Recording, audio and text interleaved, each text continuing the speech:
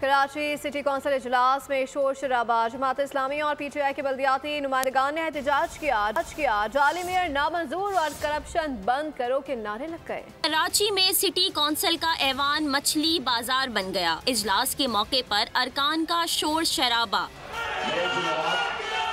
Mayor Karachi के खिलाफ नारेबाजी। जमात इस्लामी और PTI के बल्दियाती नुमाइंदगान का एहतजाज। जाली मेयर नामंजूर, करप्शन बंद करो के नारे।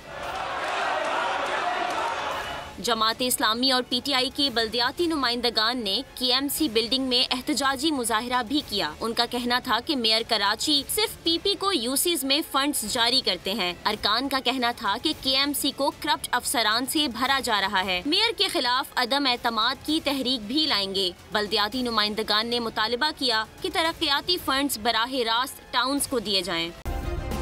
सब्सक्राइब करें और बेल दबाएं ताकि कोई खबर रह न जाए।